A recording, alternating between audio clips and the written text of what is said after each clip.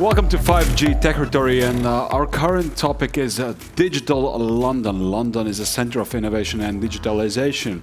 Viesturs Celmins is a well-known city planner in Latvia, and he will have a chat with Theo Blackwell. He's a CDO of City of London. So, Viesturs, the floor is yours. Thanks, Oscar. So, in short, Theo runs the Chief Technology Officer position in London and leads London-wide digital transformation in all things data and smart at City Hall. Theo, just to run for the people, those of you who are not familiar, there are a lot of people in municipality, plumbers, lawyers, people working in traffic and mobility. The CTO is perhaps a new breed, a new position that's been popping around for the last couple of years. So what does a CTO do, and what the value is being produced for that? Thank you for the welcome. It's a great pleasure to be here today to discuss 5G and cities. So I was appointed as the Chief Digital Officer 3 years ago by Mayor Sadiq Khan. It was the first post of its kind. And I lead on the strategic digital transformation of London. And I am responsible for areas such as improving connectivity, digital connectivity, smart cities, how we improve data collaboration, and how we get design thinking much more embedded in the way that we do things. Now, London, it's sort of important to note that, London's government from the mayor is pretty much like a strategic regional authority. And below us are 32 municipal authorities, London boroughs, each of which have an average population of about 250,000 people. So bringing these boroughs together and making sure that they approach data and technology adoption consistently, which there hasn't been a history of, is really, really important. And then linking them to really big agencies London-wide, such as Transport for London, which of course has been the engine of a lot of what's recognised as London's smart city work over the years. Wow, that's quite a mouthful there. Just before we jump in, you said before that you treat in your position digital as a key utility infrastructure. So on top of all the things you just mentioned about the boroughs and the work there, what's the logic behind driving that digital being a key utility? Well, I suppose it's just an observation that there's an expectation from citizens that they are connected these days. And so we see it as a key utility like water, gas and electricity. But I think from, maybe 10 or 15 years ago, it had been seen as additional to rather than a core part of the city. So London's digital infrastructure, which of course has grown to support London as a global tech hub, is really, really fundamental. But being treated on the same level as water and electricity and gas means that we can build the business case for further investment, promote private investment to take it that step further. And 5G represents one of the things that is the step further. Right. So in some way, we would treat education as essential, or plumbing is essential, and we would say digital and network as we say an essential that enhances and propels most of these utilities into next decade, something along those lines, I would say. Yeah, absolutely. And I think the recent crisis and how people have relied on digital infrastructure to work from home and to learn, to keep in contact with their loved ones has shown just how crucial it is. Absolutely, including this conference that we're having right now. Moving on in, with the new the 5G capabilities, how is the new data platform that connects the boroughs and utilities and provides the services? Do you see the role of 5G being crucial and instrumental in its development and in the future course of a couple of years? Yeah, so London is developing a new data platform. In 2010, we were one of the first cities to put in place an open data platform, which has grown over the years. It's going to extra functionality, the ability to link private data sets so we can do private data sharing, and also to ingest sensor data. So our thinking now is how we do a data platform for the 2020s, Right. and undoubtedly with the rise of 5G, 5G will play a key component in that, as well as other technologies that give us live feeds of data. Right, and speaking of which, we've been speaking today with other panelists from Netherlands. Oftentimes, over and other infrastructure that's always missing. Mobility and social services and education, as we said before. How do you motivate the government and also the boroughs to invest into open data networks and general structure of data management? Because does the society is open to large infrastructural investments in this area?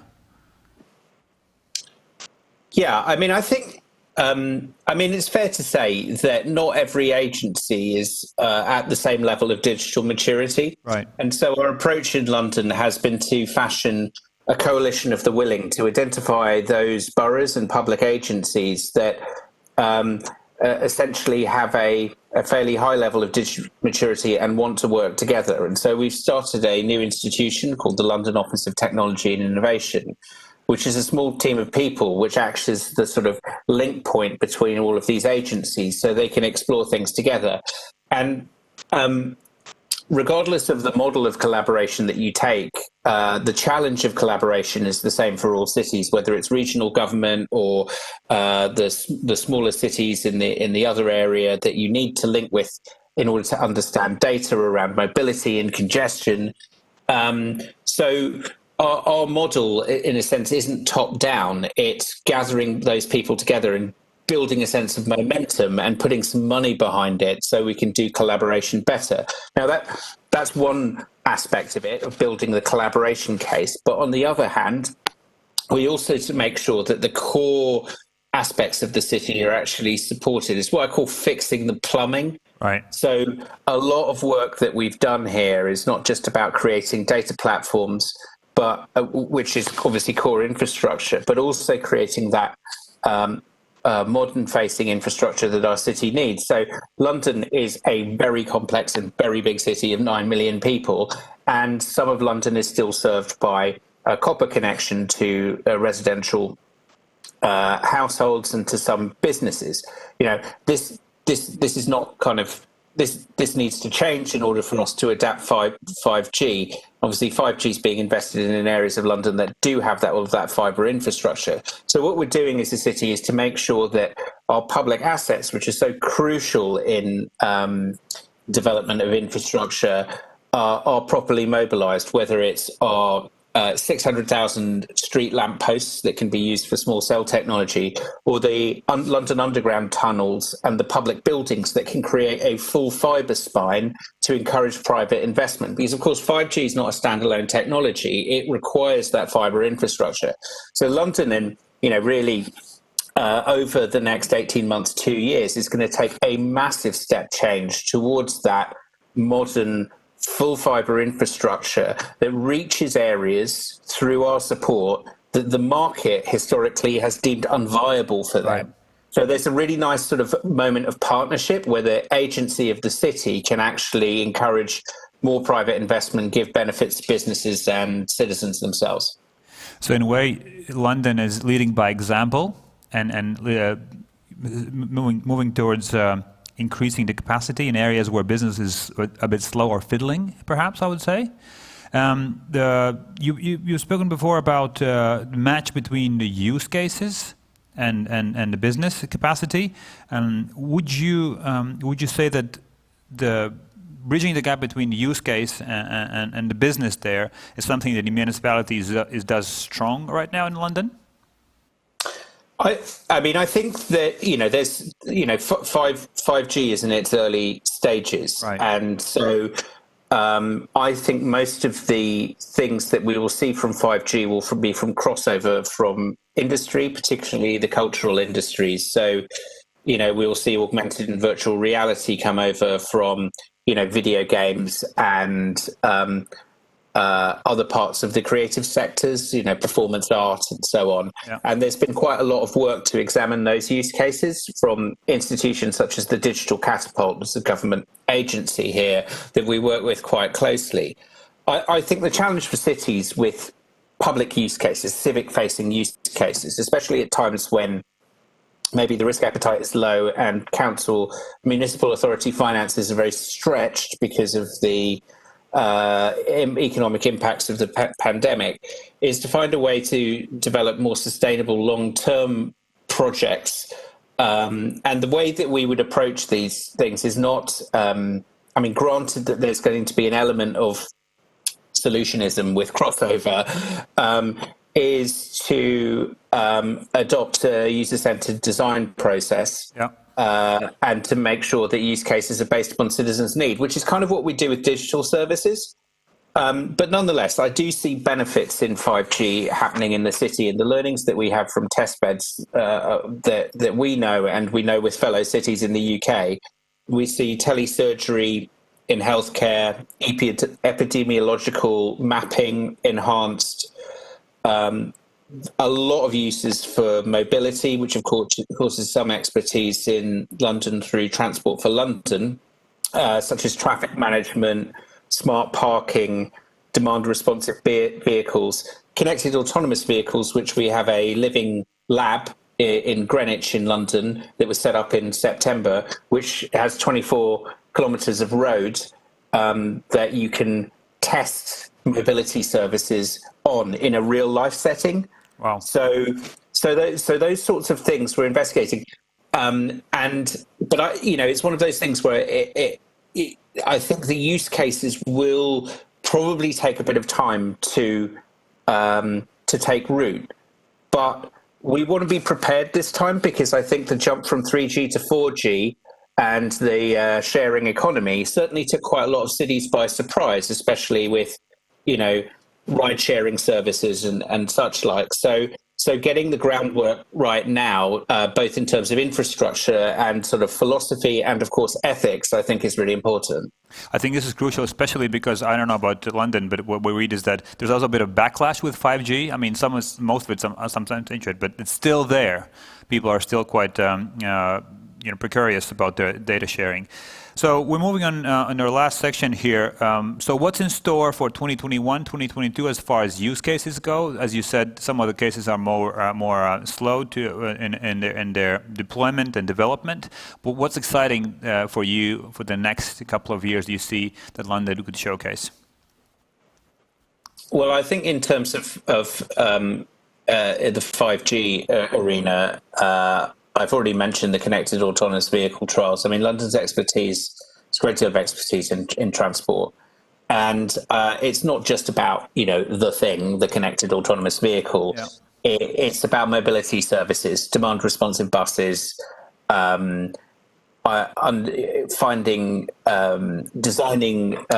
new mobility patterns in the master planning of new developments in London, right, especially in the east of the city. So I think those things excite me, especially also if you look at like the Olympic Park in London in the east, and you look at Royal Docks, which is where City Hall is moving to in London, just south of that. So it's Old Docklands area.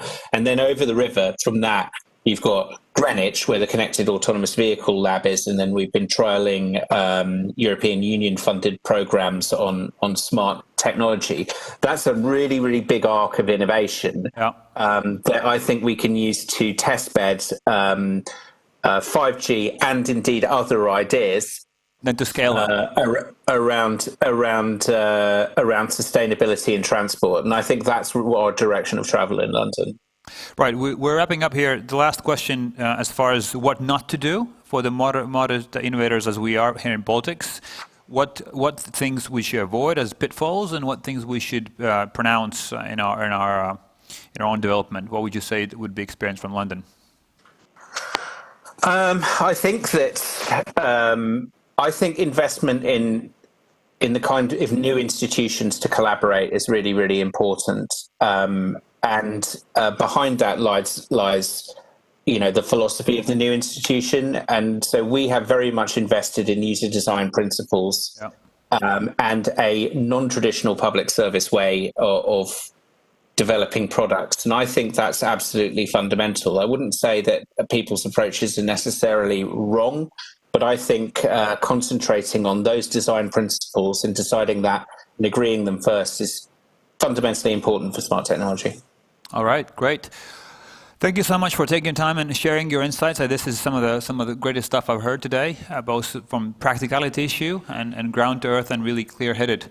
Oscars, do we have any questions and comments from the audience here? This is a great time and chance to Yeah, we do have some comments and questions, but it would be nice if you could answer them in written form in a 5G communication platform, if that's possible. Theo, you as well, because they are rather specific and broad, so it's... Okay, good. Yeah. All right, so thank you so much for joining us live here in Riga. And speak soon. Thank you so much, Theo. Take care. Very welcome. Bye. Goodbye. Bye. After a very short break, we will be back, and then we will have a panel discussion that will be dedicated to 5G data privacy and ethics dilemmas. So see you soon.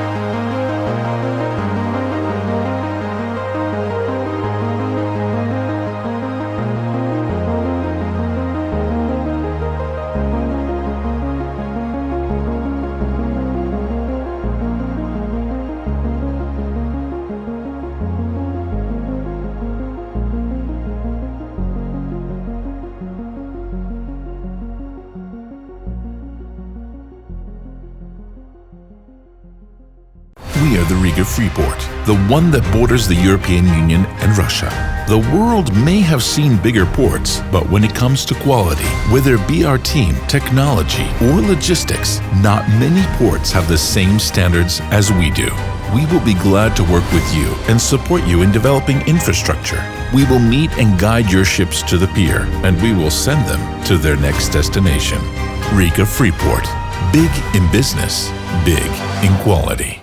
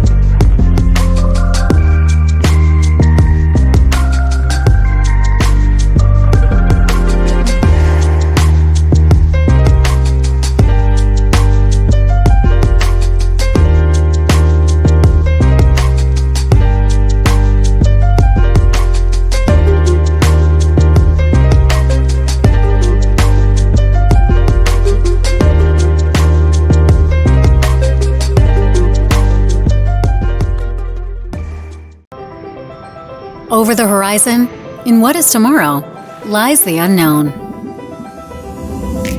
Applications we can't imagine today will change the way we live and suddenly become the norm. 5G is the path forward. However, it requires a staggering investment that means missteps aren't an option. Cisco provides the most important pieces of that investment: a flexible software-based service creation platform, security, and automation. Pay-as-you-grow licensing removes the risk in your journey to 5G and gives you the agility to move quickly. With a proven, open, and cloud-native architecture designed for now and the future, you get best-in-class network scaling that is simple and automated. Proprietary barriers disappear, and new revenue opportunities open. Services can be deployed when and where customers need them. Only Cisco provides innovative technology leadership that spans network operators, enterprises, the public sector, IoT, and web providers, bringing the expertise and security to support you every step of the way. With a flexible cloud-to-client approach, you can be ready to provide the unimagined.